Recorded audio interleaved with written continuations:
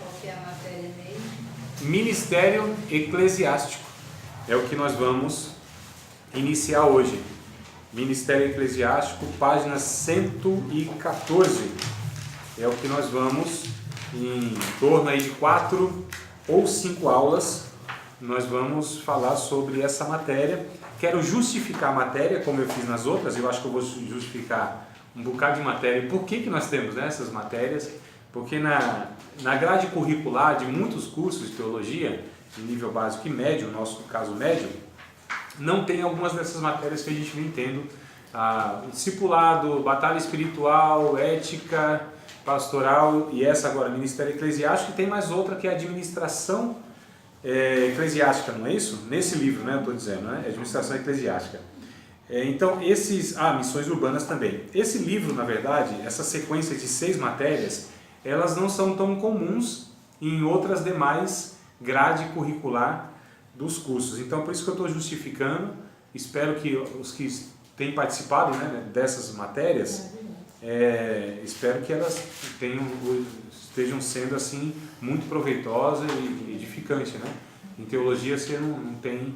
Eu decidi colocar essas matérias por perceber a importância dela, né? Como a gente está na teologia como aluno e professor em torno de 18 anos, né, entre aluno e como professor, então 18 anos, então eu tenho percebido, e diversos institutos eu tenho participado como aluno e como professor, e eu tenho percebido que alguns institutos têm algumas matérias que são boas e faltam algumas. Aí outro instituto tem aquelas que faltavam nessa, mas falta lá, entendeu?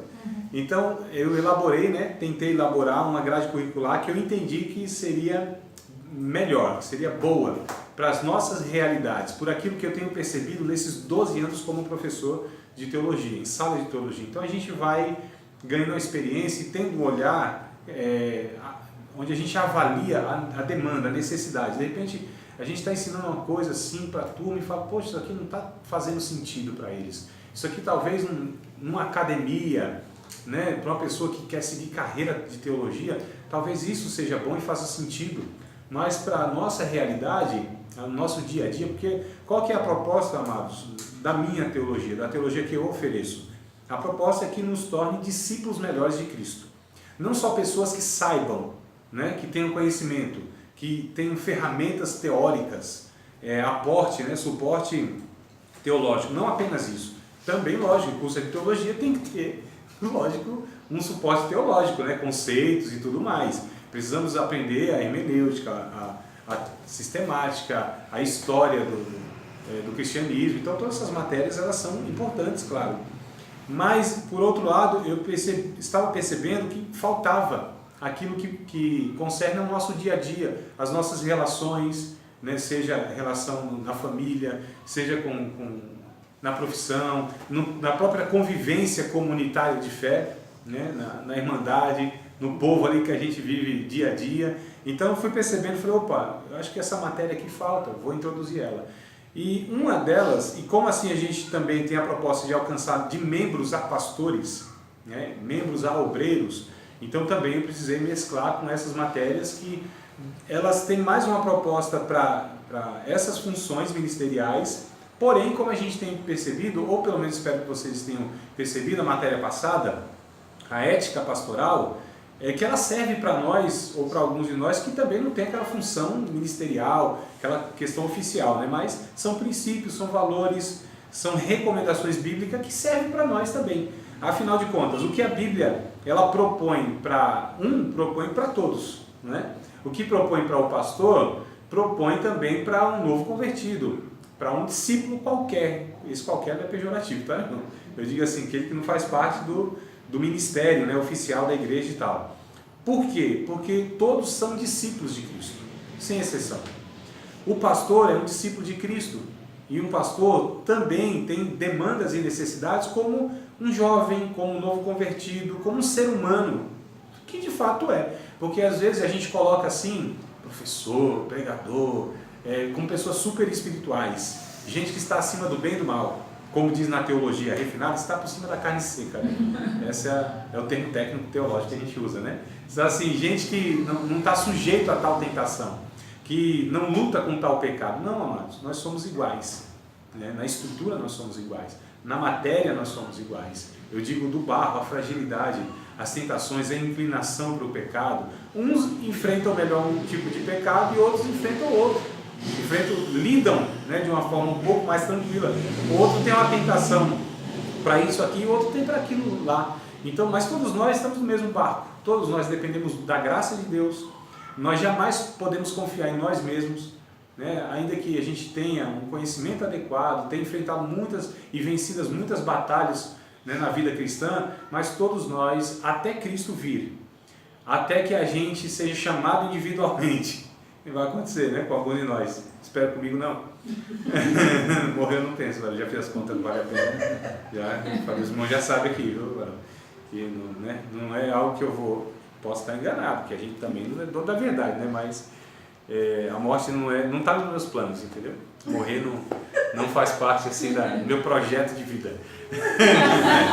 Não faz. Só vida, né? Só vida e abundante ainda possível, né? Então o que acontece? Eu lembrei de uma coisa aqui, deixa eu manter aqui a espiritualidade concentrada, né? Que de vez em quando vem também uns negocinhos que não tem nada a ver. Ele já está habituado, né? Mas vai orando por mim, mascote. Então, o que acontece? E eu perco o raciocínio, inclusive, quando eu estou com essas besteiras. Sobre essa demanda, não é isso que eu estava falando? Sobre as tentações e tudo mais. Então, todos nós dependemos da graça de Deus, todos nós precisamos da palavra de Deus. E essa matéria, para falar de ministério eclesiástico, o que nós vamos estudar? Bom, mais direcionado ao obreiro, ao ministro, né, que a gente chama, e a gente já aprendeu que o ministro é um servo dos servos. A gente já trabalhou essa ideia de que o ministro ele não é superior, né? O pastor não é superior, o professor não é superior. Ele, na verdade, na ótica bíblica, ele é inferior no sentido que ele tem que servir mais. Ele tem que ser mais humilde, mais simples no seu viver. Ele precisa ter mais ainda um coração voltado para as pessoas. Ele está disposto a sofrer mais. Ele tem que exercer mais o perdão. Então, na verdade, o ministro, ele é o que sofre mais. Paulo, o apóstolo Paulo, ele teve a noção clara disso. E era o apóstolo, né? Então, hoje em dia a gente tem esse negócio, né? Apóstolo e tal. É um cara, não, Paulo disse assim, eu tenho para mim, isso está em 2 Coríntios capítulo 11. Eu tenho para mim, vamos ler lá, porque eu acho que a gente já pode entrar aí naquilo que é a proposta mesmo da matéria, de discutir toda essa realidade do ministério, né? E aí Paulo é um cara assim que experimentou isso como ninguém. Ou seja, essa sensação de que apóstolo, pregador do evangelho, homem usado por Deus, né, que teve assim de Deus uma graça a ponto de conhecer verdades espirituais, ter revelações, visões, coisas assim extraordinárias. Ele percebeu e falou, isso aqui tem um preço altíssimo, né? É um negócio assim que um monte de gente almeja e tal, mas não sabe o que isso acarreta, o que traz como carga de um peso de sofrimento, de angústia, de solidão, de incompreensão. Então, muitas pessoas querem um cargo, mas não a carga que esse cargo traz, né? Então, há essa realidade aí. Em 2 Coríntios, capítulo de número 11, inclusive aproveitando já a disposição de vocês, o entusiasmo de vocês, né? O início de matéria, aquela expectativa toda. Eu vou ler um texto todo assim, ó, coisa boa. Verso 16, a partir do 16, né? Então, 2 Coríntios 11, a partir do 16. Você está sem o livro? Eu te dei o livro, né? Você quer? Ainda não. Não te dei? Não. Então, aqui é ao vivo. A gente entrega aqui ao vivo, né? Só para ficar registrado. Rapaz, então foi um erro muito grande, meu. Não, não faz. Eu pensei que a gente entrega, mas aqui é a prova do crime. É ao vivo, falei. Ao vivo é assim mesmo. Então, 2 Coríntios, capítulo de número 11, verso 16, eu vou ler e vocês vão acompanhando na versão de vocês, inclusive, tá bom? Outra vez digo, ninguém me julgue insensato, ou então recebei-me como insensato, para que também me glorie um pouco. O que digo, não digo segundo o Senhor, mas como por loucura, nesta confiança de gloriar-me. Pois que muitos se gloriam segundo a carne, eu também me gloriarei. Porque sendo vós sensatos, de boa mente, tolerais os insensatos. Pois, olha que coisa interessante, ele está contrastando aqui aqueles irmãos lá em Corinto que desconsideravam inclusive o ministério de Paulo. Paulo sofreu uma resistência desses irmãos: você não é apóstolo coisa nenhuma, você não é digno disso, você não é digno daquilo. Então Paulo enfrentou também aí uma série de adversidades nesse sentido. Verso 20: pois sois sofredores, se alguém vos põe em servidão, se alguém vos devora, se alguém vos apanha, se alguém se exalta, se alguém vos fere no rosto, envergonhado digo, como se nós fôssemos fracos. Mas no que qualquer tem ousadia, como insensatez falo. Também eu tenho ousadia. São hebreus? Também eu. São israelitas? Também eu. São descendência de Abraão? Também eu. Olha só, Paulo inclusive ele está colocando aqui, essas pessoas que dizem apóstolos, que vocês reconhecem e tal, eu tenho todo um histórico, né? Ele até fala, estou falando aqui entrando numa insensatez. Então Paulo ele teve cuidado em, inclusive, mostrar que ele tinha consciência de que ele estava trazendo, ele estava dando uma certa carteirada, né? Mas ele tinha esse cuidado de falar, opa, não vou me orgulhar nisso. É só para mostrar para eles a incoerência dessas pessoas. São ministros de Cristo? Falo como fora de mim, olha só. Eu ainda mais em trabalhos, muito mais em açoites, mais do que eles. Ele está trazendo as marcas do seu apostolado, né? Olha o que ele sofreu, irmãos.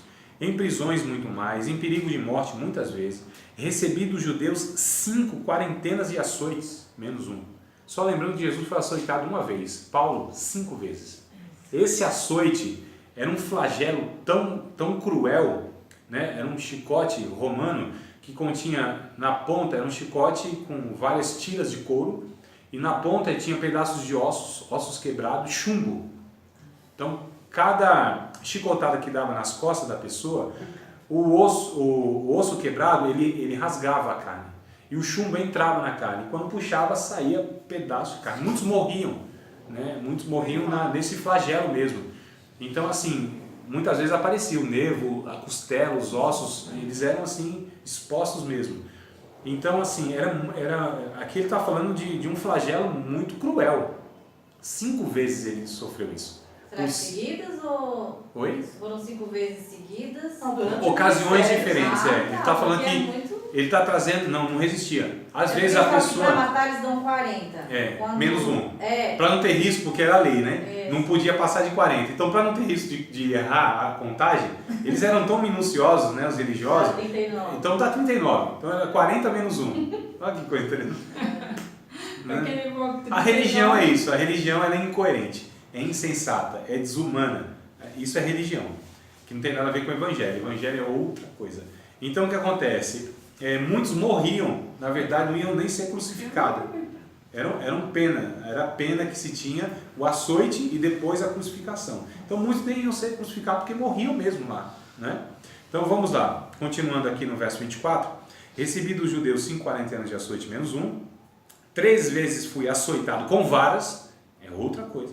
Uma vez fui apedrejado, lembra lá em Atos dos Apóstolos, quase que ele morre lá, que jogaram ele lá, já morreu, deixa aí. Mas no dia seguinte vem Paulão lá, todo torto, hematoma. Animando os discípulos. Não tem borrando, porque importa que por muitas aflições nós vamos entrar no reino dos céus. Está escrito lá, né? Esse cara é doido, levantou o saco de apoio e animou os discípulos. Isso, vamos lá, o sangue escorrendo. Então, assim, só para a gente entender, irmão. 3 vezes fui açoitado com varas, 1 vez fui apedrejado, 3 vezes sofri naufrágio. Então, quem pegava barco com Paulo já sabia, isso agora vai afundar. Vai afundar. Ninguém quer andar. Não, afundava, era preso, então era assim, cara para andar que ninguém queria.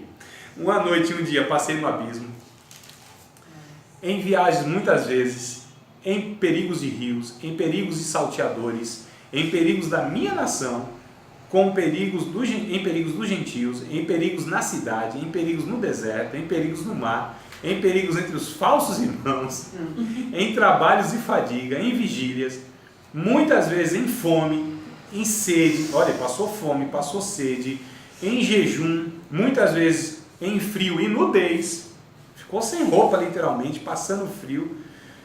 Como diz a teologia da prosperidade, fiel não pode, quem tem fé não pode. Então a gente percebe que tem alguma coisa muito errada nessa mensagem.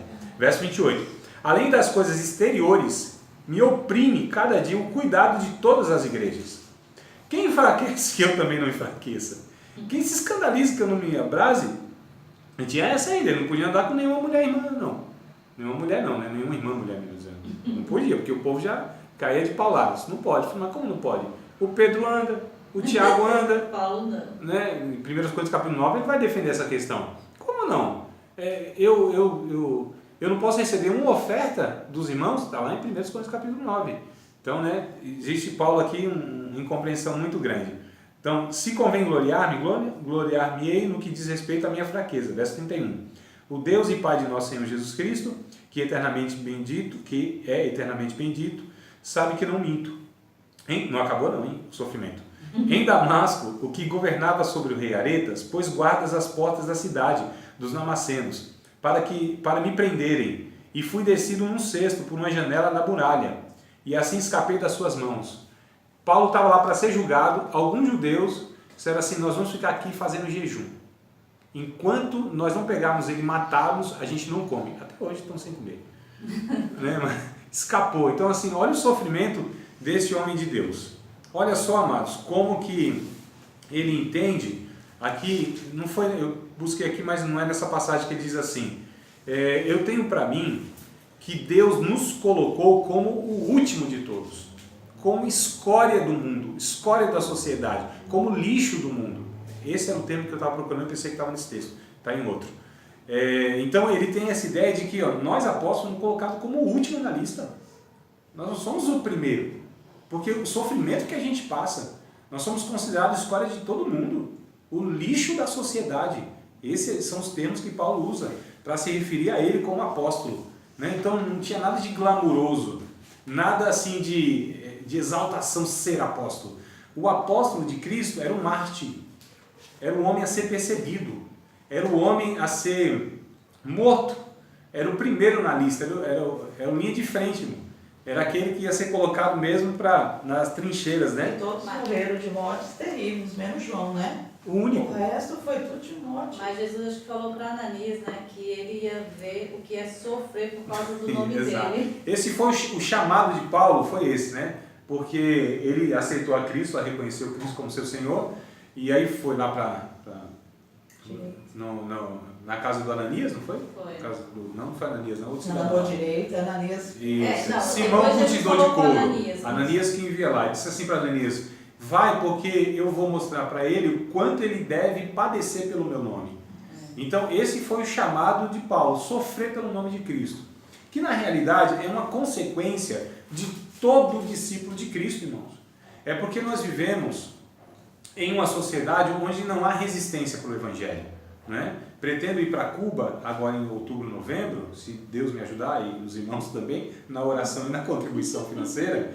Então Cuba, por exemplo, existe uma resistência muito grande para o Evangelho, né? É difícil você ser crente em um país como esse. Venezuela, China muito mais, desculpa, China não, Coreia do Norte, né? Alguns lugares da África. Então é muito difícil. Para você se declarar cristão, você pode morrer literalmente, ser preso, ser privado dos seus bens, da sua família. Então é algo assim muito complicado. A gente parece que no Brasil nós perdemos a noção de que o Evangelho, ele implica, ele está incutido no Evangelho, em quem abraça o Evangelho, ou sofrimento. O sofrimento faz parte, está intimamente ligado a ser discípulo de Cristo. Jesus, ele disse em Atos 1:8, muito famoso esse texto, né? E recebereis virtude ao descer sobre vós o Espírito Santo e ser-me-eis testemunhas, minhas testemunhas. O original lá, né, tá mártir, vocês serão os mártires. Vocês serão aqueles que testemunharão ao meu respeito através da morte, literalmente. Então assim, amados, Jesus falou várias passagens no Novo Testamento, tem Jesus dizendo: olha, vocês querem me seguir? Tome a sua cruz, renuncie a si mesmo, tome a sua cruz e siga-me. Vocês querem me seguir? Olha, vocês estão fazendo comigo. Se eu que sou o madeiro verde, o Filho de Deus, estão fazendo isso, quanto mais vocês. Tem de bom ânimo, né? No mundo vocês vão ter muitas aflições. Eu venci o mundo, se animem. Então Jesus, ele vem alertando a respeito do preço do discipulado. A salvação é de graça, irmãos. Salvação, nós não precisamos fazer nada, absolutamente nada. É dom de Deus, é dádiva, Deus deu de presente. Através do sacrifício do seu filho pagou um preço muito alto. A sua própria vida, o seu sangue inocente. Então, a salvação é de graça, mas o discipulado tem um preço, que é o preço da renúncia. É o preço de enfrentar todo este mundo hostil que é contra Deus, é anti-Deus, é anticristo, né? Toda a nossa natureza. Então nós temos inimigos a ser vencidos.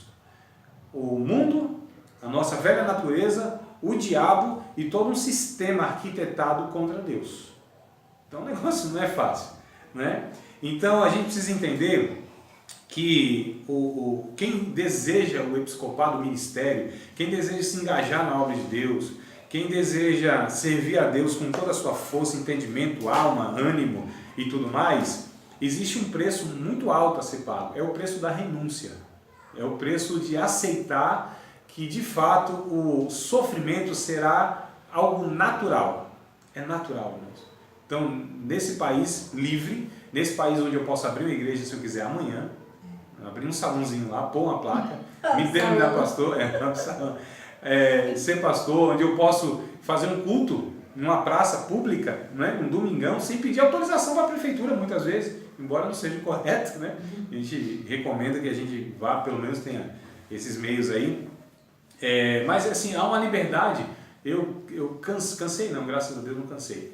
Mas assim, eu já preguei muitas vezes em trem, né, dentro de trens, dentro de ônibus, em praça pública e em muitos lugares públicos e tal, muitas vezes. Fiz trabalho em muitos locais públicos mesmo. E sem resistência nenhuma, no sentido assim, que não foram lá me prender. Resistência sim, né?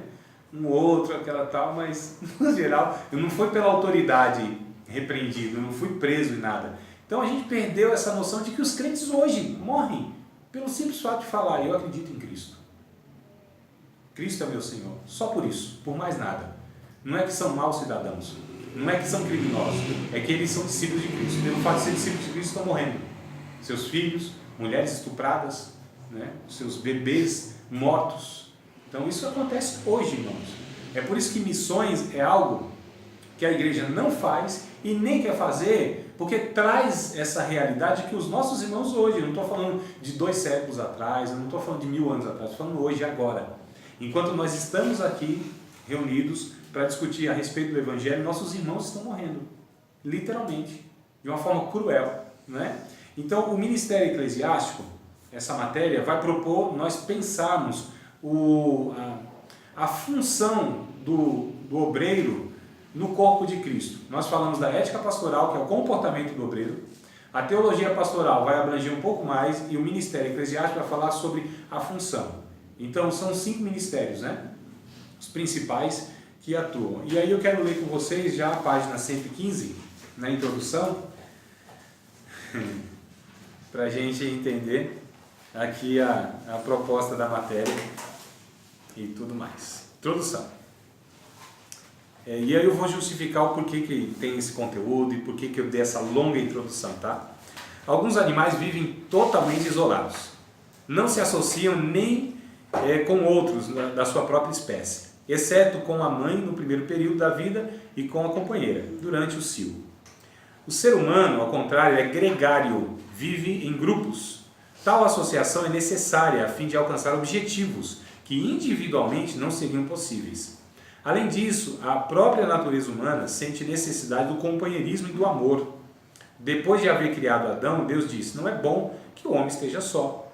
Quem insiste em se isolar luta contra o bom senso e torna-se infeliz. Como disse Salomão, aquele que se separa insurge-se contra a verdadeira sabedoria. É o Provérbios 18:1, né? Aquele que se isola, tem uma versão, não sei se vocês aí têm uma versão diferente, aquele que se isola se levanta, se rebelia contra a própria sabedoria. Essa é a ideia, né? Então, as pessoas isoladas, que não querem participar de nada, que não aceitam a liderança de ninguém, que não aceitam a orientação de ninguém, que acreditam que não precisam participar de comunidade de fé, que é a igreja que nós chamamos, né? Então, a Bíblia vai dizer... Vive isolado. Vive isolado, como está mais? Quem vive isolado se preocupa apenas consigo e rejeita todo o bom senso. Quer dizer, um egoísta, né? Contudo, viver em grupo tem também seus problemas e cria novas necessidades. A gente sabe que é difícil. O primeiro problema é a direção a ser tomada. Se forem muitos os componentes do grupo, muitas são as cabeças de diversas opiniões. Dizem aí quando tem 3 crentes reunidos, há pelo menos 7 opiniões diferentes. Cada um pensa de um jeito, né? Então é um negócio assim, terrível, né? Nunca vi. Por isso são necessários os líderes, não para fazer a sua própria vontade. Então esses líderes não devem fazer a sua própria vontade, mas para interpretar a vontade do grupo e viabilizar a sua execução. Esta é uma dura tarefa, exige sabedoria e bom senso, porque pode ser que o grupo esteja enganado quanto aos seus propósitos. Por isso o líder precisa ter capacidade e preparação superior à média do grupo, a fim de poder conduzi-lo de modo eficaz. Outra necessidade que surge com o grupo é a divisão de tarefas. É preciso identificar habilidades, talentos e atribuir responsabilidades. Aqui eu quero comentar, irmãos. Então, o que nós vamos falar é sobre essas funções. Bom, é necessário, não tem como a gente viver isolado, né? Surgiu aí na década de 60, 1960, aproximadamente, um movimento chamado os hippies, né? Os hippies. Eles viviam assim, de uma maneira totalmente, entre aspas, livres. Faziam o que queriam, do jeito que queriam. Sexo, drogas e rock and roll. Muito bom. Né? Não, bom. Não falei bom, falei muito rock. Ah, sim, não disse que era bom. Falei, oxe. Não, na época era bom, filho. Não, nunca foi bom. Estou falando aqui no... Pra quem nem... Não, nunca foi bom. Aquilo mostrou, na verdade, a desgraça que se acometeu com aquele grupo, né? E ao longo dos anos, das décadas, porque o sexo livre vai gerar doença, aborto e muitas outras consequências. Droga, nem se fala. Então, pessoas que morriam de overdose aos montes, jovens, com toda a vida pela frente, né? E viviam sem regras, faziam o que queriam, do jeito que queriam. Que é essa tal liberdade que muitos acham que tem. Então, quando a gente fala assim, você não quer aceitar Jesus? Eu não, ainda mais para um jovem, né? Quer aceitar Jesus? Eu não, vou deixar de fazer isso, não posso fazer isso, não posso fazer. Eu sou livre, eu faço o que eu quero. Mas esse fazer o que se quer não quer dizer que é fazer o que se deve. A liberdade verdadeira e legítima é fazer o que se deve fazer, não o que se quer fazer. Né? Na verdade, está preso ao pecado. Sim. Essa é a falsa liberdade que a gente chama, né? Quando a pessoa faz o que quer. Porque nós já descobrimos que aceitamos a Cristo, que a gente não sabe governar a nossa vida. Verdade. Nós admitimos isso. Eu não sei governar, eu não dou conta da minha vida. Eu não banco a minha vida. Eu não consigo governá-la. Eu não consigo dirigir a minha vida. Não tem como, eu fali espiritualmente. Esse é o termo que a Bíblia usa no original. Né? Em Mateus capítulo de número 5, eu acho que é verso 4, me ajudem aí no versículo, para a gente ser assertivo aqui. Acho que é 5 e 4, quando diz assim, bem-aventurados os pobres de espírito, porque deles serão o reino de Deus, alguma coisa assim, né? Eu acho que é 5 e 4, 5 e 5, ou é 3 mesmo, do 3 ao 5 aí vocês acham essa fala. Bem-aventurados os pobres de espírito. Veja aí. Mateus 5. É 3, 4 ou 5? Acho que é o 3, não é? É as bem-aventuranças, né? Isso. Mas é o 3, Cláudio? Leia, por favor. Bem-aventurados os pobres de espíritos, porque deles é o reino dos céus. Exato. 3, capítulo 5, Verso 3. Alguma versão está diferente aí? Felizes os pobres de espírito, pois o reino dos céus lhes pertence. Tá, é porque... Felizes as pessoas que sabem que são espiritualmente pobres. Isso, essa versãozinha, ela se aproxima um pouco mais ainda. Não é nem essa a melhor, né? Porque no original a ideia é, são felizes, bem-aventurado quer dizer felizes, né? São felizes aqueles que reconhecem que faliram espiritualmente. O pobre de espírito, o sentido é esse. Faliram espiritualmente. Não bancam a sua existência. Não conseguem manter a sua vida. Eles dependem de Deus. Martinho Lutero, né, o grande reformador, ele diz que nós somos como mendigos e precisamos viver através das migalhas de Deus. Esse é o conceito de que o homem não é suficiente. O homem, ele não tem uma autossuficiência. Ele sempre vai depender de Deus em todas as ocasiões, inclusive na eternidade, irmãos. Alguns acham que na eternidade a gente não vai se alimentar, a gente não vai precisar de Deus, de ser sustentado, não, precisaremos sempre. Nunca seremos autossuficientes. Só Deus é o autoexistente, o autossuficiente, aquele que só depende dele mesmo. Só Deus, em toda essa criação. Todos nós, mesmo na eternidade, com tudo resolvido, nós seremos dependentes de Deus, porque Deus é a fonte única de vida e de sustento para a vida, né? E vida espiritual, inclusive. Quando Jesus, no capítulo 14 de João, verso 6, ele disse: eu sou o caminho, a verdade e a vida. Quando ele diz que ele é a vida, ali no original, a palavra não é vida biológica, que seria bios, né? Se Jesus tivesse falado eu sou o caminho, a verdade e a bios, ele estava se referindo que ele era o doador ou o sustentador da vida biológica, embora isso seja verdade. A vida biológica, o ar e tudo mais, né? A alimentação, isso é Deus, é Jesus que ele é o sustentador. Mas ali a palavra é zoe, D-Z-O-E, zoe, que é traduzido por vida. Mas isso é a vida espiritual. Então só Jesus é o doador da vida espiritual, é o doador do Espírito, é aquele que mantém a vida verdadeira e a vida eterna, é aquele que doa a vida eterna, é aquele que nos sustentará na vida eterna, é aquele que dá a verdadeira vida, porque a vida biológica, ela é uma vida limitada, sofrível, a gente sabe muito bem disso, né? Sofrível. Depois do pecado esse negócio ficou assim muito sofrível, muito complicado, limitações enormes, doença, fadiga, velhice, limitação, cansaço e um bocado de coisa, né? Então a vida biológica ela é na verdade passageira. O Tiagão, nosso irmão, ele disse assim, é como um vapor que aparece daqui a pouco e já desvanece. Essa é a vida, frágil, curta, só não pode ser pequena, irmão. A vida não pode ser pequena, a vida tem que ser grande. Uma vida grande só quando Cristo é construído em nossa vida, até chegarmos à medida de estatura de varão perfeito, de ser humano verdadeiro, cheio do Espírito Santo, gente que entende o seu papel na vida. É por isso que eu digo que Jesus, com 12 anos de idade, era um ser humano maduro. 12 anos. Nós vamos chegar lá para uns 88, para lá. Olha lá aí, né? Dizem que a vida depois da maturidade, depois dos 40, né? Eu tô agora, cheguei na idade média, né? 41, vou para 42, se Deus quiser, em agosto de Deus. E o que acontece? Mas a gente vai... Já está apodrecendo. Quando a gente... Mulher desanimada, meu Deus. Uma cara de menina dessa, né? E o que acontece? Veja bem, eu faço assim. Não fui eu. Eu estava falando do que mesmo? Sobre a maturidade.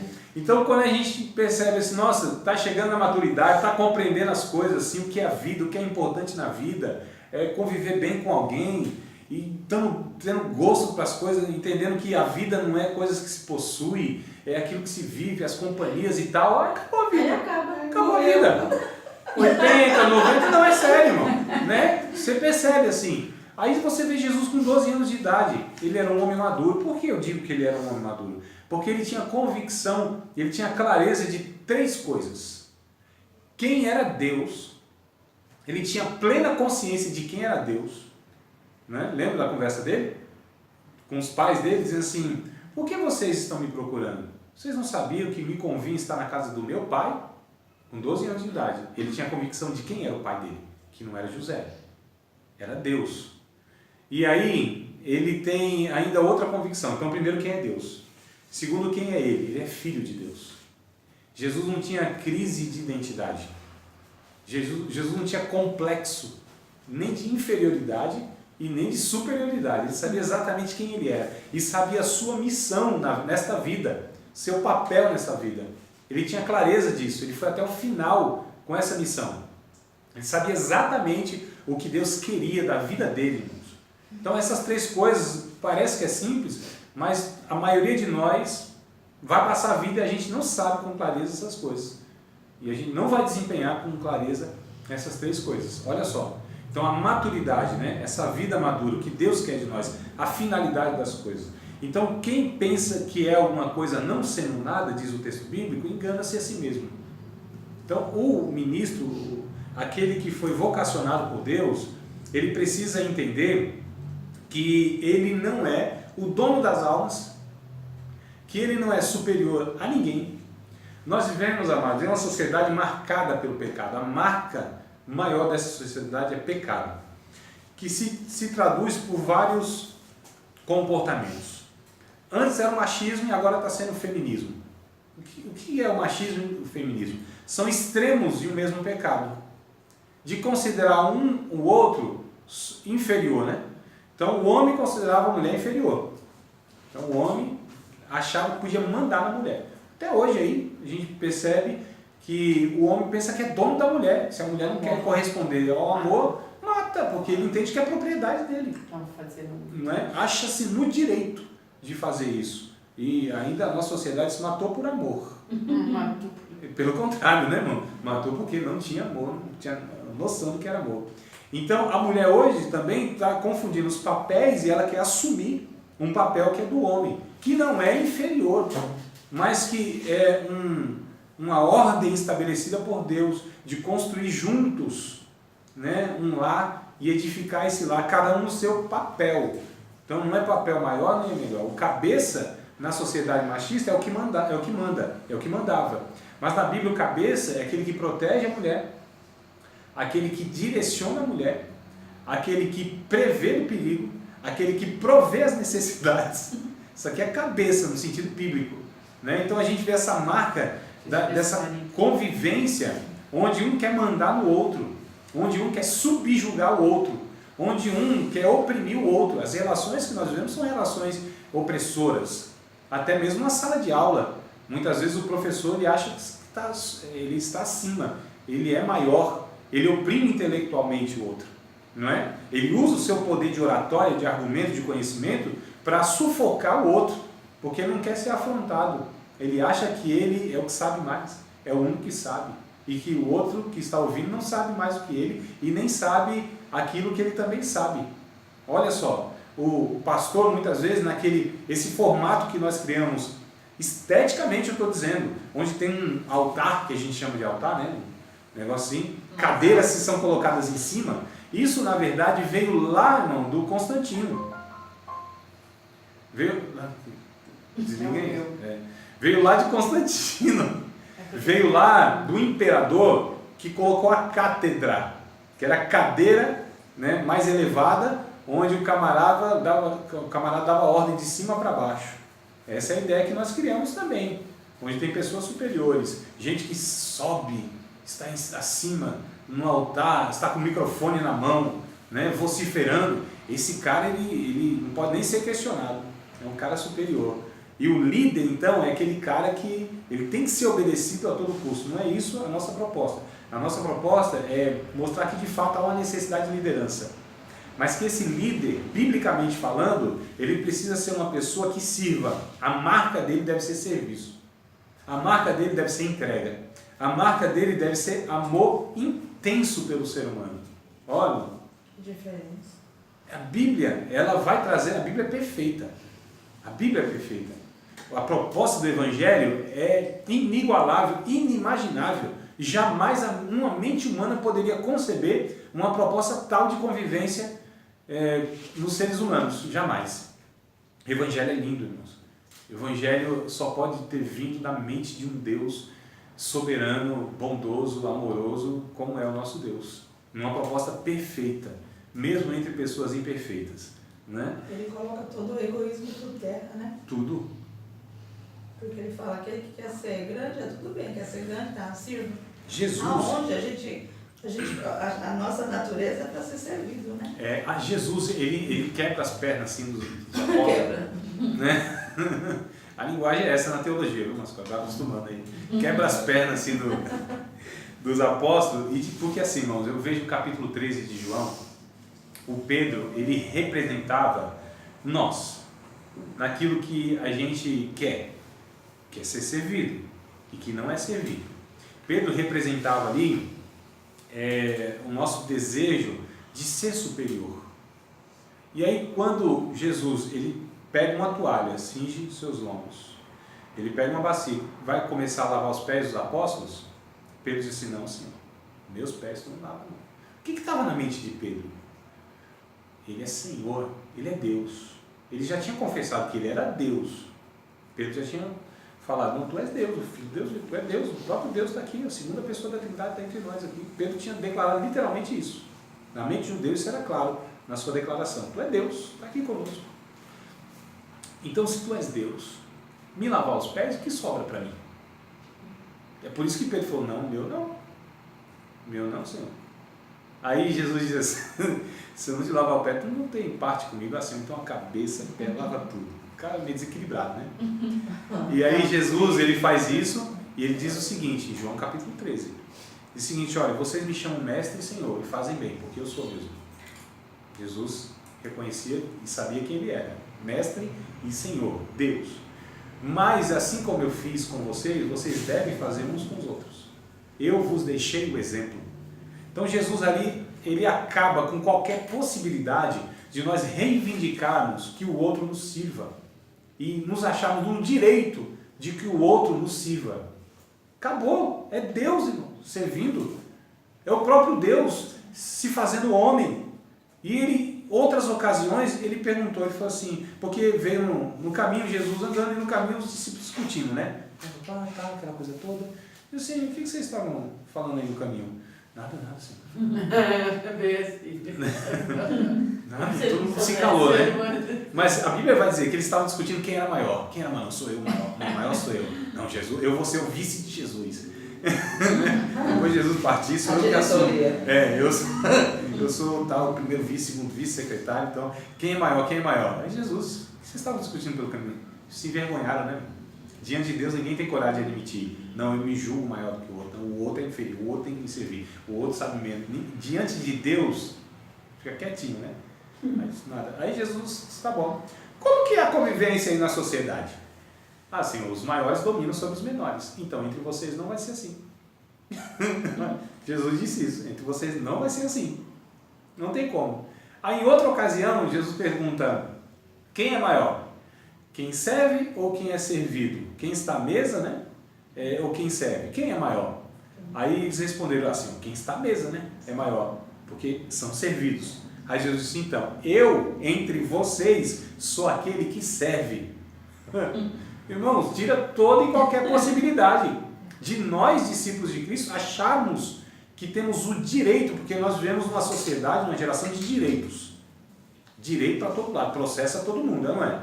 Qualquer coisa que você se sentiu prejudicado, pequenas causas, isso vai para o pouco a tempo. Eu não estou falando de questões jurídicas, legais, eu estou dizendo assim que todo mundo se acha no direito quando é prejudicado nas mínimas coisas, e é a geração do direito, eu tenho direito, e acha que tem direito diante de Deus, pior ainda.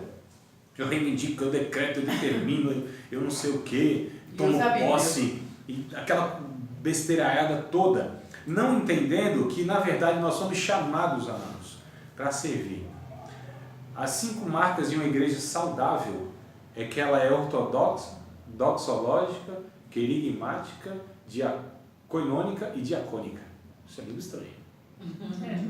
Também acho. 5 marcas de uma igreja, que isso aqui são termos teológicos, né? Então, a igreja, ela precisa ser ortodoxa, ou seja, precisa ensinar a verdade. Ortodoxia fala-se a respeito da doutrina correta. Ela tem que ser doxológica.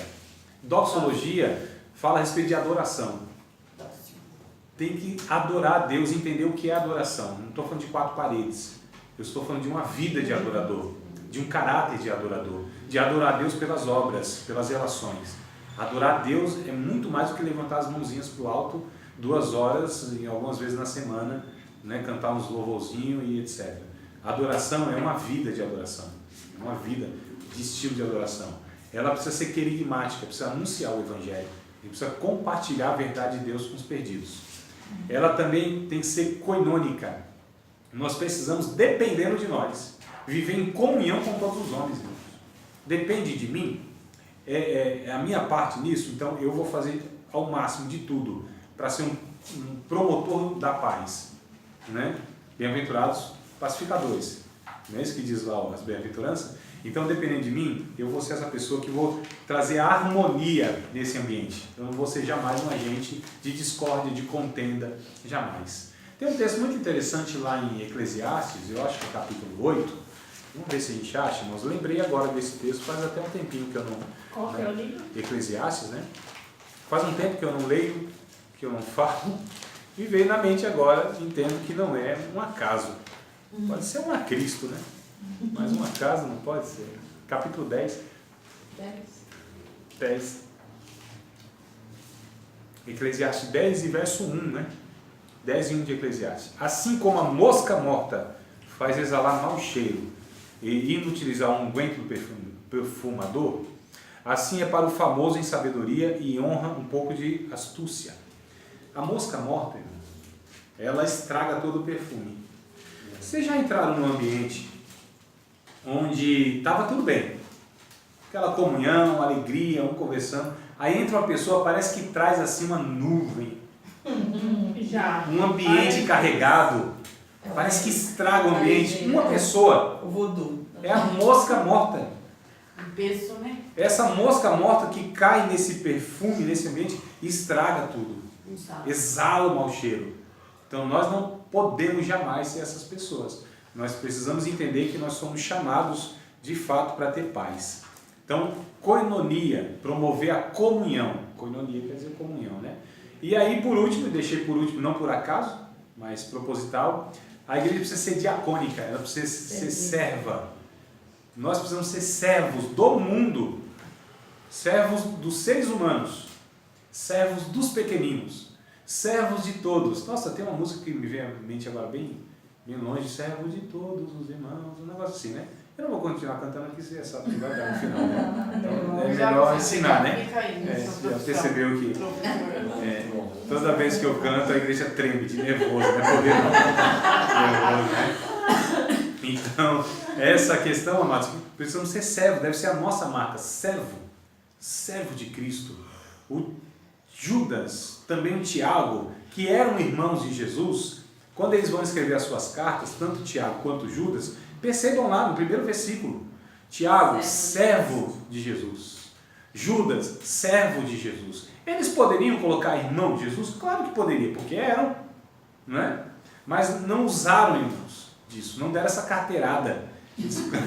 Eles colocaram servo de Jesus, né? Porque assim, as pessoas, para você já percebe de longe assim, quando o cara, ele fala assim, você sabe com quem está falando? Sabe quem está falando você? Você fala, cheiro de Lúcifer. Cheiro de enxofre, o soberbo, aquele que acha o orgulho, a empáfia, o nariz empinado, porque tem um pouquinho mais de dinheiro, um pouquinho mais de inteligência, um pouquinho mais de poder administrativo, que pode castigar o outro, tirar o outro. A gente já enfrentou essas situações com chefe, com maus pastores e falsos pastores, ou imaturos pastores, com pessoas que pensam que são melhores porque moram em tal lugar, porque fizeram tal faculdade, né? Porque tem tal cor e tom de pele, porque na verdade tem um vocabulário diferenciado. Então a gente vive nessa sociedade marcada pelo pecado, e o orgulho, na verdade, é o pecado de Lúcifer. É o pecado que fez Satanás ser Satanás, achando que era, né? Eu exaltarei o meu trono, eu assentarei no trono e farei o meu trono acima das mais altas nuvens, eu serei semelhante ao Altíssimo, eu não sei o que, ou eu tenho direito, eu não sei o que. Então esse eu é muito complicado. O eu é muito complicado. Então assim, a gente percebe que aqui o líder, ele precisa entender que ele tem essa divisão de tarefa, porque ele não é o suficiente, irmãos. Não tem como.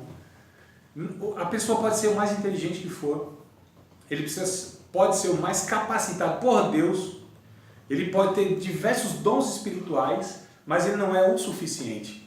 No corpo de Cristo, ele é apenas mais um membro. Mais um. Inclusive substituível. Né? Tem gente que acha assim, se eu não fizer esse trem aqui, não tem quem faça. Se eu não tiver nesse negócio, não anda. Se eu não pregar, não vai. Se eu me ausentar, não acontece. Oh, meu irmão, que coisa interessante. O Elias, né? Elias, o profeta do fogo pentecostal. Ele disse, Senhor, só sobrou eu. Fiel, só eu. O povo está me perseguindo aqui, eu prego a verdade, sou profeta, Senhor. Aí Deus assim, coça a cabeça por trás. Senhor Elias, vem cá. Deixa eu te mostrar um negócio aqui, ó. A fila aqui, ó, 7.000. Igualzinho a você. Fiel também, não dobrar o joelho a Baal. Tá tudo certo aqui, ó. O povo aqui também fiel, profeta meu. Na verdade, Elias, eu estou já aqui, né? Vocês sabem, né? Que eu não estou inventando nada que seja, né, prejudicando assim, o texto bíblico, mas só para a gente ter ideia. Inclusive, Elias, rapaz, desses 7.000 aí, ó, tem uns 6.999 que poderiam ser mais usados que você, viu? Mais coragem, não entrar nessa depressão, nessa caverna doida, não tinham medo de mulheres, 6.999. Só um lá que se iguala a você, que é, mas o resto aqui tudo melhor, mais capacitado, com mais vida santa, que ora mais, que é mais dedicado. Irmãos, quantas pessoas não tem esses cargos, essas funções, né? E as pessoas acham, não, Deus me escolheu por quê? Não, Deus escolheu, só Deus sabe por quê. Deus me escolheu, nem sei por quê. Porque o que tem a mais em mim? Porque tem muitos irmãos que não têm a função que eu tenho, uma vida muito mais piedosa do que eu, muito mais disciplinados do que eu, muito mais dedicados do que eu, muito mais. Fala assim, meu Deus, por que Deus me escolheu? Eu não posso te explicar. Lembra do hino? Porque Jesus me ama, eu não posso explicar, mas a ti também te chamo, pois deseja te salvar. Por quem me salvou, não tenho a mínima ideia. Por quem me escolheu para fazer tal coisa, não tenho a mínima ideia. Porque quantas pessoas mais poderiam fazer melhores do que eu, mais rápido do que eu, né? Olha só, por que Deus nos escolheu? Não sei o seu critério, sinceramente. Então, essas pessoas precisam entender que elas não são suficientes, que se elas não tiverem, as coisas acontecem, porque tudo depende do Espírito Santo, irmãos. Tudo depende do Espírito Santo. Ele usa quem quer, da forma que quer, não é? Então, aqui a gente percebe que tinha um homem chamado Moisés. Ninguém vai duvidar que esse homem era capaz, assim, numa extremidade. O cara é um fenômeno. Pegou uma nação escrava de um lado e entregou da outra com leis, organizado, negócio fenomenal. Um homem assim que ele disse, olha, Deus vai levantar um profeta semelhante a mim, parecidinho comigo, que era o próprio Messias. Não é? Então olha só, Moisés, não é que tinha orgulho dele não, ele reconhecia de fato que Deus estava levantando ele para salvar aquele povo, para libertar aquele povo, nesse sentido. E aí Moisés então lá disse, não, é comigo mesmo, pode vir aqui, conselha um, não sei o que, assim, a palavra de Deus é essa, toma essa decisão, faz isso, sabedoria de Deus, Espírito Santo na vida dele, capacitando ele com sabedoria, com inteligência, e ele falando isso, no final do dia estava só o pó da rabiola. Aí o Jetro olhando assim, né, homem experiente, o sogrão dele, seu Moisés, tu vai morrer desse jeito, você não dá conta, não tem como não. Êxodo capítulo 18, vamos ler o texto, irmãos? Êxodo 18. Capítulo 18. Eu vou falando nessa linguagem assim, mas é tudo bíblico, viu, varão? É tudo bíblico, né? É manto. É tudo bíblico. Eu pretendo sempre trazer o conceito bíblico, né? Porque, mascote, você vai se deparar com outras pessoas que ensinam a palavra de Deus, você vai ver que eles assim, porque capítulo tal, do versículo tal, do livro tal, fala, não, isso aí é bíblico, porque o professor André tá meio, não cita nem Bíblia, não, mas assim, mano, é tudo pensado aqui antes, tá? Tá bom. Verso 13, capítulo 18 de Êxodo capítulo 18, versículo 13, eu vou ler todo o texto, tá? Que eu separei aqui, do 13 ao 24. Olha que coisa linda para a gente compreender. Aconteceu que ao outro dia, Moisés assentou-se para julgar o povo, e o povo estava em pé diante de Moisés, desde a manhã até a tarde. Olha, irmão, um dia todinho do expediente. Vendo, pois, o sogro de Moisés tudo o que ele fazia ao povo, disse, que é isto que faz ao povo? Por que te assentas só? E todo o povo está em pé diante de ti, desde a manhã até a tarde? Então disse Moisés a seu sogro, é porque este povo vem a mim para consultar a Deus. O homem gosta desse negócio. Não é não? Né? Nossa, Deus está me usando mesmo. Deus me usa mesmo, esse povo precisa de mim. Estava lascado. Nem fala, não pensa, não fundiu no coração, né? Eu sou pastor dessa igreja, se o meu sentar aqui, o negócio não acontece. Aí os homens doida. Verso 16. Quando tem algum negócio, vem a mim, para que eu julgue entre um e outro e lhes declare os estatutos de Deus e as suas leis.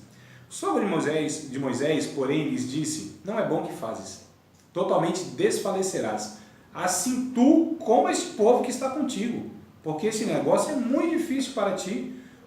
Esse aqui eu frisei, tá, irmãos? Ó, na minha Bíblia tem aqui, ó, tá grifado aqui, ó. Tu só não podes fazer. Eu recomendo que você circule, grife, marca aí com um marca-texto, faça alguma coisa para grifar isso. Tu só não podes fazer. Ouve agora a minha voz. Eu te aconselharei e Deus será contigo. Sê tu pelo povo diante de Deus e leva tu as coisas a Deus.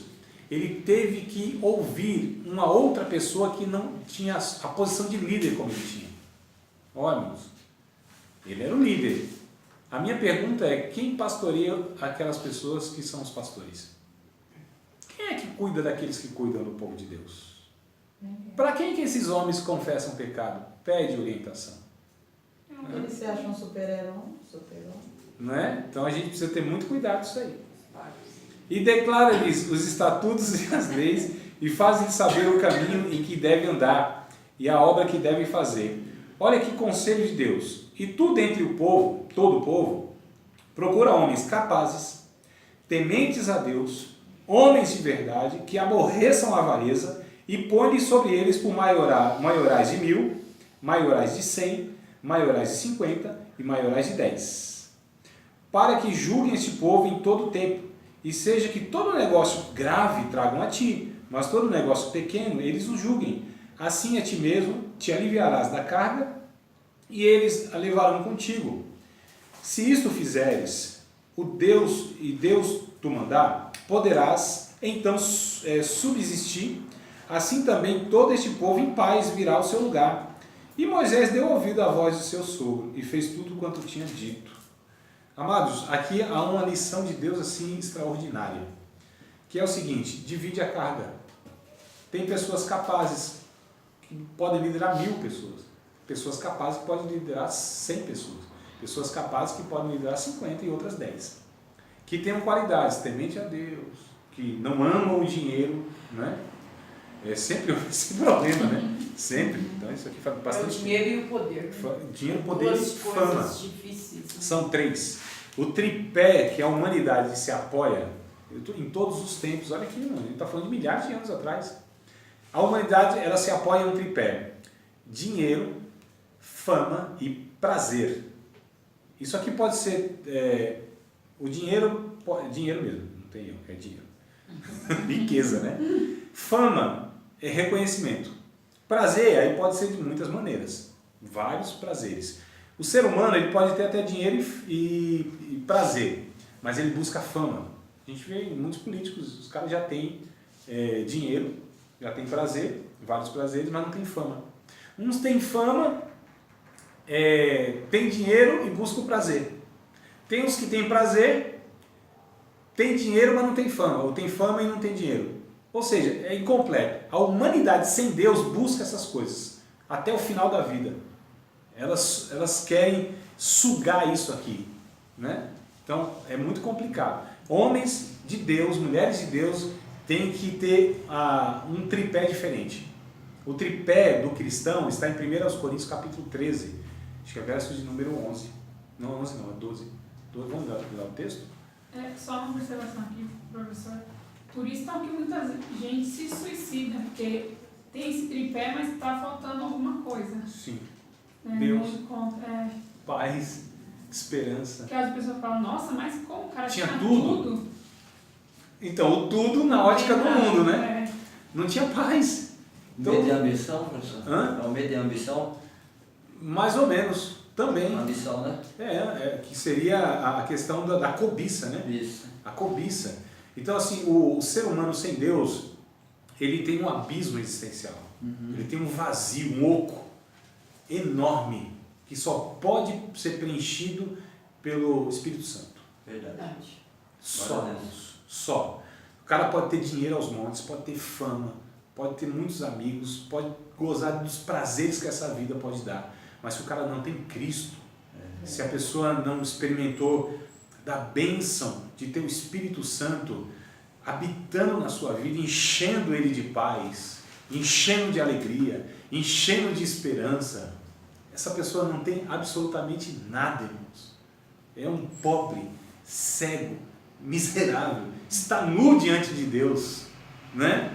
Então olha só, a gente percebe que o ser humano ele precisa de uma única coisa, de Deus, apenas de Deus. A graça, ela basta na vida do ser humano. A graça é o favor de Deus, concedendo o seu Espírito sobre a vida da pessoa, lhe dando alívio na alma. Amados, nós é possível que conhecemos algumas pessoas, ou na trajetória da nossa vida, nós nos deparamos com muitas pessoas com angústia. E então, rapaz, esse cara tem um bocado de coisa. Não tem nada, irmãos. Você vai ver o vazio na alma, a falta de esperança, e aí acontece isso. O cara se suicida como pode, né? Chorão, se suicidar, meninão, com fama, com dinheiro, com tudo, se acabando lá nas drogas e tal. E muitos outros aí que a gente sabe da história, os famosos. Estava vendo um jogador de basquete dos Estados Unidos que é muito famoso, ganhou muito dinheiro e falou que estava com uma depressão profunda. Gisele Bündchen, aí, recentemente, confessou a depressão. Nossa, e aí nossa. muitos vieram atrás contando. Você pode pegar na história, os famosos. Eu me lembro de Elvis Presley. Eu me lembro de Elvis Presley por algumas questões. Lindo. O cara era Um fenômeno. o cara reunia, era a síntese do que o homem queria ser. O cara bonito. O cara talentoso. Lindo. Lindo. Ele nunca vi. Olha, eu acho que um cara bonito pra ser igual a Elvis Presley só nascendo no dia que ele morreu. Sou eu.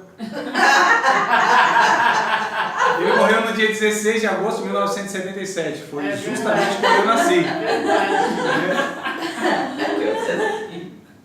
É sério, ele morreu e eu nasci no mesmo dia, mesmo ano e tal. 16 de agosto de 1977 estava aí. Faltou ser a mesma hora. E eu nasci. Olha o cara dele, azul. Eu vou pesquisar. Se você olhar lá no fundinho dele, tem um negocinho azul, uma rodelinha azul. Vamos voltar aqui para a seriedade do negócio? Então, Elvis Presley, inclusive crente da Assembleia de Deus, tá, irmãos?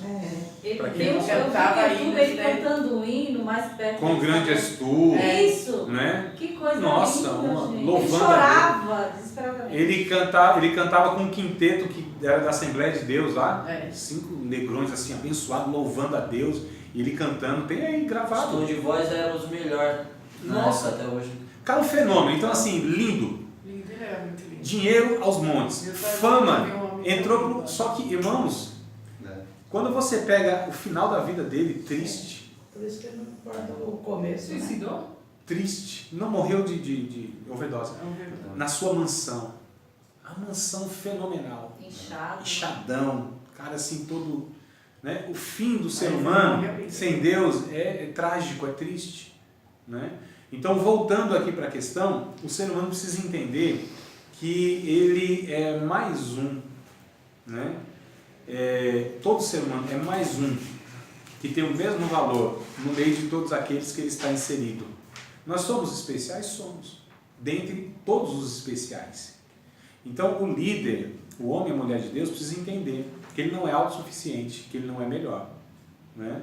E se ele foi chamado por Deus em algo específico, é porque, na verdade, Deus lhe quer abençoar com a maior dádiva que um servo de Deus pode ter, que é a oportunidade de servir. O voluntariado, irmãos, no nosso meio é algo assim muito complicado. Muito complicado. As pessoas muitas vezes fazem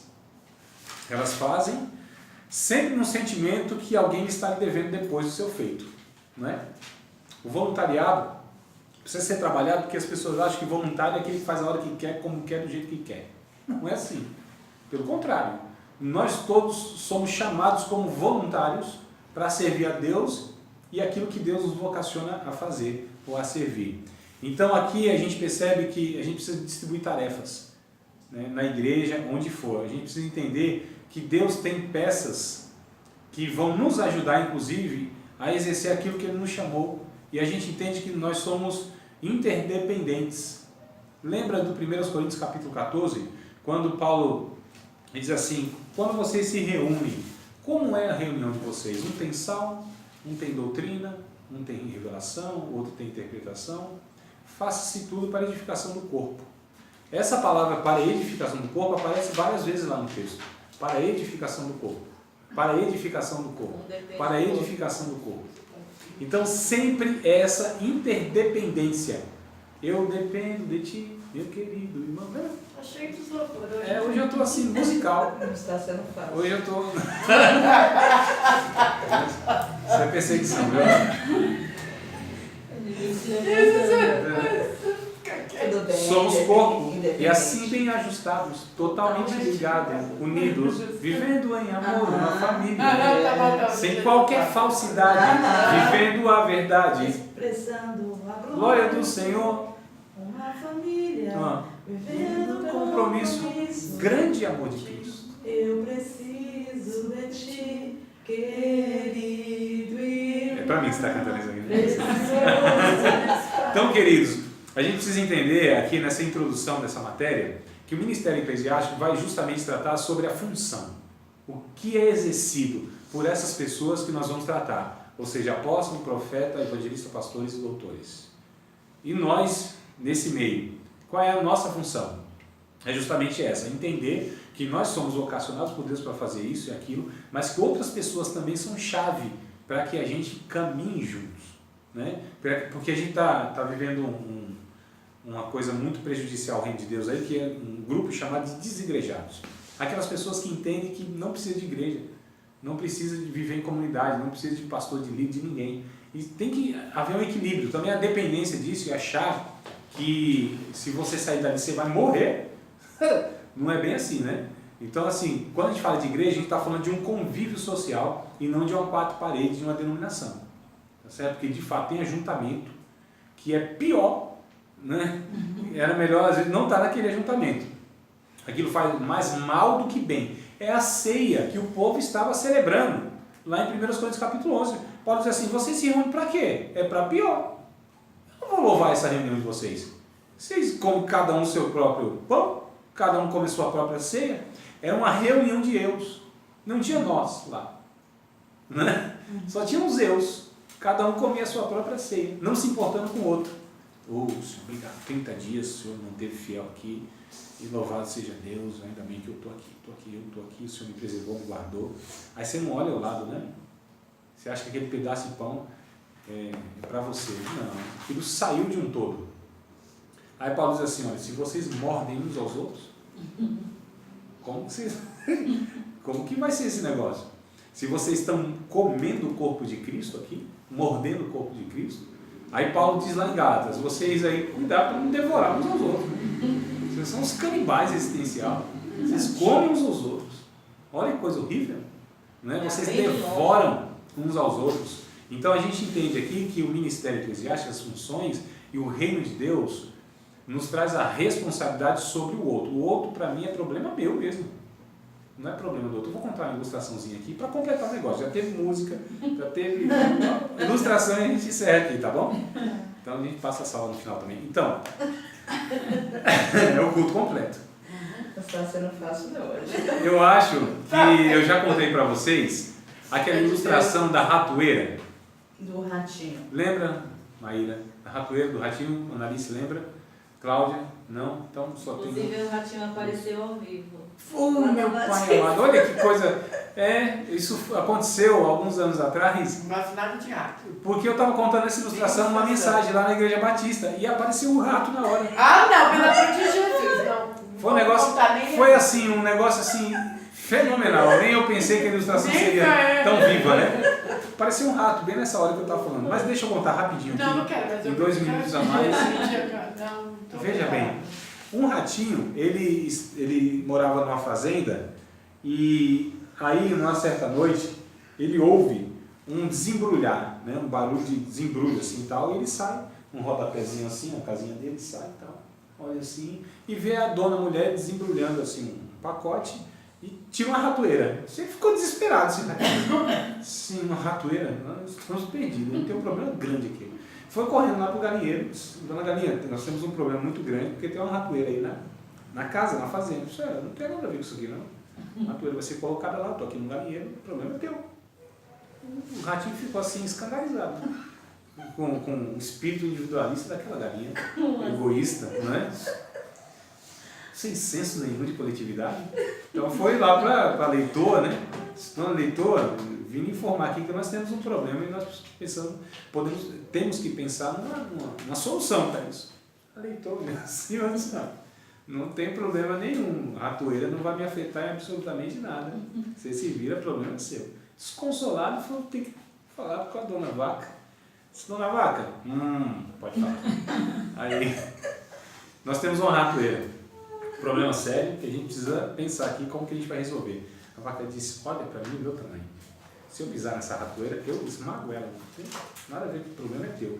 O ratinho desconsolado volta, né? Entra lá no rodapé, na casinha, fica lá na madrugada pensando. Não dormiu aquela noite. E no meio da madrugada, aquele barulho, aquele barulho todo, aquela agonia. Vocês sabem que antigamente, ainda na fazenda, não tinha luz elétrica, né? Até acender lampião, achava esse negócio. E era aquele barulho, a mulher saiu do seu quarto para ver o que estava acontecendo. A ratoeira pegou o rabo de uma cobra, batendo e tal, e a cobra mordeu o calcanhar da mulher. Olha só, o desespero e tal, viram que era uma cobra, pega a mulher, vai para a cidade, leva para o hospital. O médico disse que não tem mais jeito, porque o veneno já se alastrou pelo corpo, pelo organismo, é só levar para casa para morrer em casa, não tem o que fazer mais. Ela está ardendo em febre, dá uma alimentação para ela, uma canjinha de galinha. Foi lá. A canjinha que leva. Canjinha boa, né, de galinha? Isso. Foi lá na galinha. A galinha já era. Aí pegou a galinha, a mulher piora aquela coisa e tal. E a notícia corre, né, dos parentes, a mulher está mal, vai morrer, não sei o que, os parentes vêm. E aquele povo lá disse, vamos dizer agora, tem algumas pessoas aqui, precisa dar almoço. E a mistura, pega aquela leitoa, aquela maiorzinha, pegou a leitoa lá e dá mistura pro povo, a mulher piora, morre no final do dia.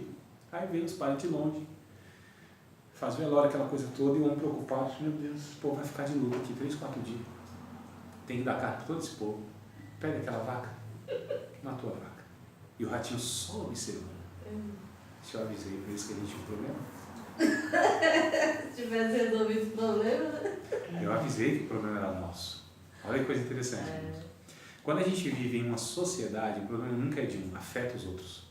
Não é? Quando a gente vive em uma comunidade de fé, o problema do casamento que está se destruindo não é daquele casal, é da minha família, porque eu vivo naquela coletividade. O filho da irmã que está nas drogas não é problema dela que não soube educar o filho, é problema meu, porque eu pertenço àquela família de fé. Então o problema é nosso, irmãos, é da coletividade. No Brasil, nós temos um senso de individualidade muito forte, que nós somos limpinhos em casa. É ou não é? Pode morar no barraco, mas tudo limpinho. Tá? A gente é pobre, mas é limpinho, né? Não dizer o tempo, tudo limpinho. Então, no individual, a gente é organizado, limpinho e tal. A gente sai na rua, joga papel, não sei o que, tudo. É o contrário do norte-americano, por exemplo. Eles não tem higiene, não. Tanto é que aqueles acumuladores, lá nos Estados Unidos tem. As pessoas vão acumulando negócio de coisa horrível, né? Agora, no chão da rua, é uma disciplina enorme. O senso de coletividade é muito grande. Nós somos o contrário. É por isso que esse país não é nosso. Poucos são os brasileiros no Brasil, irmãos. O que a gente puder sugar, mamar nas tetas do governo, a gente vai mamar. O que a gente puder burlar a lei, a gente vai fazer isso. O que a gente puder sugar desse país, nós vamos fazer isso. Né? O que a gente puder fazer de gato, comprar pirata, tirar proveito, a gente vai fazer isso. Porque isso é senso de individualismo e não de coletividade. Nós não pertencemos a uma raça. O judeu, ele tem muito claro essa ideia de que existe uma raça, que é o judeu. Eu já falei isso para vocês outras vezes, vou falar de novo. Minha esperança é que venham novos alunos, porque aí parece sempre que é coisa nova. Os demais já sabem, eu já falei isso 10 vezes. Né? 3 anos também no curso, haja criatividade, né? Tem um ali só. Então, e já estou repetindo um bocado de coisa. E o que acontece? Perguntaram para o judeu, falaram assim, o nazismo, Hitler, matou 6 milhões de judeus, né? O judeu falou, não. Ele matou um judeu 6 milhões de vezes. é o senso de coletividade. É um só. Então, mexeu com um, mexeu com todos. As mulheres não tiveram tempo, esse hashtag, né? Mexeu com um, mexeu com todas. Então, essa questão de união, irmãos, aquilo que nós devemos expressar como marca do discipulado de Cristo, que é a união e amor, é justamente o que nós mostramos o contrário na nossa convivência religiosa, que é a desunião e a divisão. Verdade. É verdade. O que as igrejas evangélicas no Brasil deveriam mostrar, no Japão há uma dificuldade muito grande de evangelismo. O japonês não entende como é que esse negócio, que tem várias denominações. Para eles, esse é um negócio muito estranho, muito... Como é que pode? Não, Deus só? Por que tem uma igreja tal, igreja tal, igreja tal? Eles entram em parafuso. É uma dificuldade você evangelizar no Japão por esse fato. Eles têm um senso muito grande de coletividade, de raça, o oriental, o japonês, não é? Tanto é que quando eles usam a máscarazinha lá, não é para se proteger, é para proteger os outros. Eles sabem muito bem o que é um pós-guerra, as enfermidades, as contaminações e tudo isso aí. Então eles se protegem os outros, a preocupação é proteger os outros. Olha só, 13 de João, verso 35, Jesus disse, nisto me conhecerão, ou nisto conhecerão que vocês são os meus discípulos. Qual é a marca? Se vocês se amarem uns aos outros. Então a marca, o crivo, a aprovação, o selo de Deus, que nós somos discípulos de Cristo, deveria ser a união, o amor, a coletividade, a cooperação entre nós que professamos o mesmo Deus, uma mesma fé, um mesmo Senhor, um mesmo batismo, um mesmo Espírito, um mesmo, entendeu? Então a gente precisa entender a proposta aqui do Ministério Eclesiástico nesse primeiro ponto. Bom, coletividade, irmãos, vivemos como um só corpo. Nós precisamos de fato olhar para o outro, né? Não como sendo o outro, mas olhar para o outro vendo que é uma versão de nós. Quando o Adão, macho, olhava para o Adão fêmea, depois eu explico isso aí, Adão macho olhava para o Adão fêmea, quem que via? Ele nela e ela nele. Esta é osso dos meus ossos e carne da minha carne. Quem poderia ser osso do osso desse cidadão e carne da carne dele? Ele, na versão mulher. Não é? Então, antes do pecado, havia... Quem era o outro para eles? Era Deus. Eles eram ambos uma só carne. Foi o que Deus disse? Foi. A gente chama de unidade composta. Como a Trindade são três e ao mesmo tempo é um, nós, sendo muitos, devemos ser apenas um, num propósito, numa objetividade, num engajamento, no interesse pelo outro. Já pensou se a gente aplicasse isso ao matrimônio, ao sexo no casamento, à vida comunitária, à vida social? Isso ia ser fantástico.